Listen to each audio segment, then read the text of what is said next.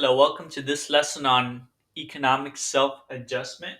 We're going to look at different theories of macroeconomics. First, we have the classical theory, which says government should not intervene to stabilize the economy, since it's going to stabilize itself in the long run. And then we have the Keynesian theory, which says the government should intervene to stabilize the economy to speed up the recovery, since it will take a long, long time to stabilize itself, or might not stabilize itself at all, depending on how bad things are in the long run. So, regardless of which theory, the goal is to stabilize the economy, return it to full employment output, which is represented by the long run aggregate supply curve. Just using different methods, the Keynesians want the government to intervene, classicals, they just want to wait and let the economy fix itself. First, we're going to look at the Keynesian perspective. So here, remember the goal is to return back to full employment output, right there. For the short run equilibrium crosses the long run aggregate supply curve. That's the goal. Let's say we're currently starting at this point, point A. At point A, we have a positive gap right there. We have positive gap. Now, to close this gap, a Keynesian would say the government should step in and do something that reduces spending so that aggregate demand decreases. Since there's less spending, aggregate demand is going to decrease and bring the economy back to its potential output level there at point B. Now, when they do that, you're going to close the output gap, so you're going to go back to this full employment level of production. You can see here on the Phillips curve that that would mean a lower inflation and unemployment going back up to its natural state. Inflation is going down, unemployment goes up when this policy is put into place. This is the same as going from this point A, which is unsustainable, back to point B, which is efficient in the long run. Another thing that could happen is, again, remember the goal is to go back to full employment output. But let's say we're at point A over here. Now, point A, we're producing less than full employment, so we have a negative output gap. Now, to close this negative output gap, the Keynesian would say the government should institute a policy that increases spending so that aggregate demand increases. Increase in spending increases aggregate demand. So that will shift aggregate demand over here to the right, bringing us back to full employment output here at point B. Now, when they do this, you can see here on the Phillips curve that by doing this, prices end up going up, just as you can see right here. So inflation goes up and unemployment goes back down to its natural level. You're increasing production, you're decreasing unemployment. This is the same as going from this level of underutilization in point A to being efficient with our resources once again in point B. That's where we want to be. So Keynesian policies aim to shift aggregate demand. So they're looking at spending. So the government's going to change spending or change stuff that influences spending in some way to bring the economy back to full employment, to its potential output. You have two ways of doing that: fiscal policy, which is done by Congress and the president; monetary policy, which is done by the central bank in the US, that's the Federal Reserve. But both of them are going to do something that changes spending. So they're both going to change aggregate demand. So Keynesian policy aims to change aggregate demand, to change the amount of spending so that we can get back here to a level of full employment output. Now we're going to look at the classical side.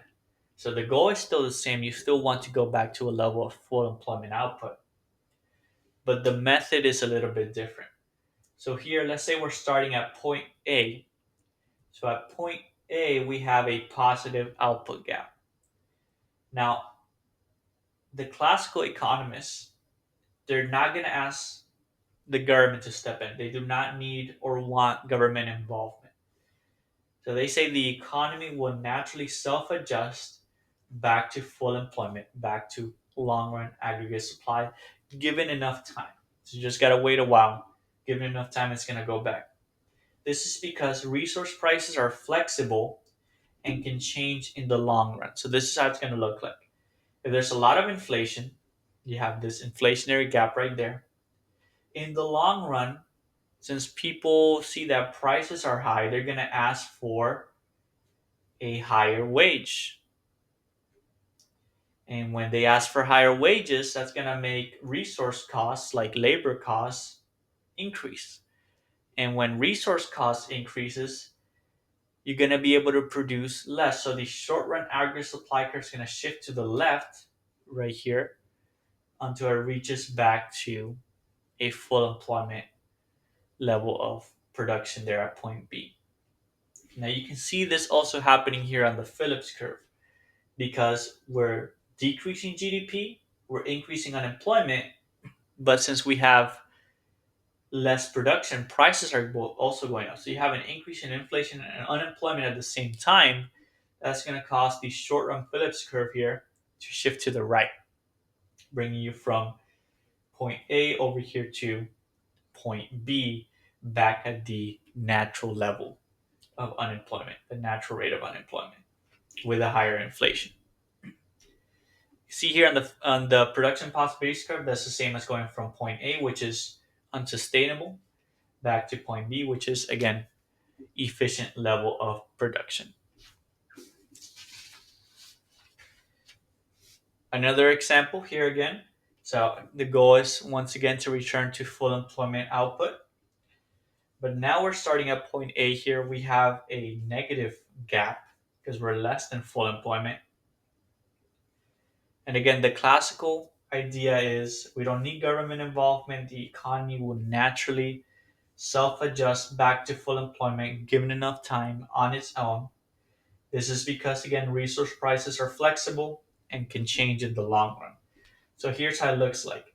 In a negative gap, there's high unemployment. People don't have jobs. So in the long run, people would rather have a job than be unemployed. So even if the job pays lower, they're going to agree to that job, even if it gives you a lower wage, because you'd rather have something than nothing. Since workers are agreeing to lower wages, that's going to lower the resource costs. And when resource costs are lower, you can produce more. So short run aggregate supply is going to shift over here to the right, bringing you back to production at full employment.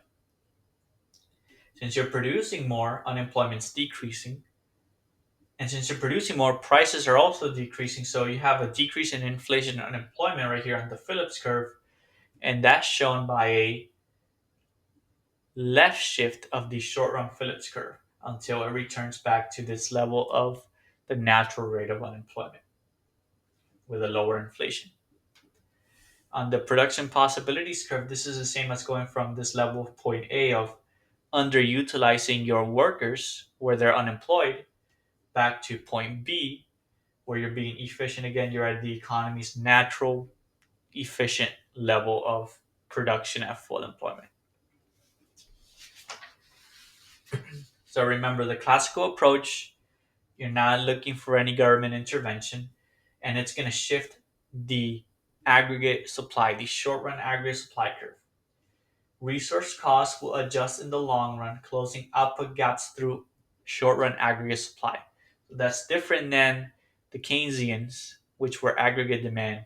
The classical, that's going to shift short run aggregate supply. Here's a full example going from first step to the end.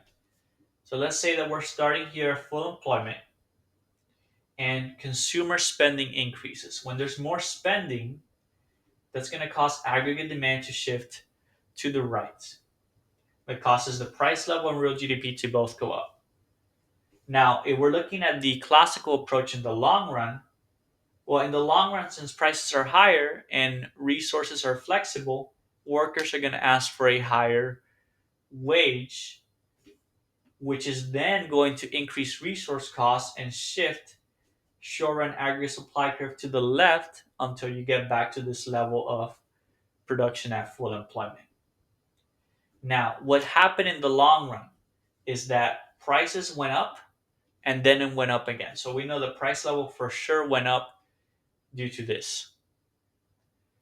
But production went up and then self adjusted itself back to full employment. So real GDP in the long run just returned back to its full employment output. The only thing that happened in the long run was that prices ended up going up because there was more consumer spending. Here's another one. Let's say that we're right here and consumer spending decreases. So we're at full employment, consumer spending decreases. Okay. Less consumer spending means that aggregate demand is going to shift to the left right there, which is going to cause price level and real GDP to both go down. Now, we do nothing and just wait. The classical approach says that since GDP is lower now, people lost some of their jobs, they're going to agree to a job if they don't have one, even if it means getting a lower paying job, a lower wage. Lower wages means lower resource costs, which means short run aggregate supply can increase, shifting it back to the right so it can reach its full employment once again. So, what happened in the long run? Well, price level went down and then went down again. But GDP, real GDP went down and then returned back to its full employment level in the long run. So real GDP didn't really change in the long run. The only thing that happened was that we ended with lower prices because of that initial decrease in consumer spending. Now, make sure you're looking at whether we're looking at the short run or long run because they have different answers. The short run is just that initial change. The long run is the change plus the self adjustment. The last thing we're going to look at is something special is when specifically there's more investment in capital investment spending. Because more capital investment spending, unlike more consumer spending or more government spending, more capital investment spending is going to lead to creating more capital goods, which are a resource. And when you have more resources, production will go up, which means you're going to have economic growth. So this looks a little bit different only when you have more capital investment spending. So when there's more capital investment spending, let's say we're starting here at full employment, there's more capital investment spending, so there's more spending. Since there's more spending, the short run effect is that there's going to be more aggregate demand because there's more spending. More spending is more aggregate demand. In the long run, it's a little bit different this time because you're not just spending money on random things like a burger or clothes, you're spending more money on producing more resources. So, more capital goods leads to more production in the long run, which increases short run aggregate supply. So, we're going to shift that one here to the right as well, okay, because we have more resources, more capital. This means we have a new higher level of production. So that's going to give us a new higher production level at full employment. Only because we were able to get those new resources through this capital investment spending. And this is called economic growth when the economy can now produce more at this full employment level of production. And the main driver of that is capital investment spending. Now, this only happens if we have more capital investments in resources or more technological innovations. Regular spending on consumer goods like pizza, burgers, a TV, that does not lead to economic growth. It has to be specifically more capital investment spending on resources. That's all for this lecture. See you next time.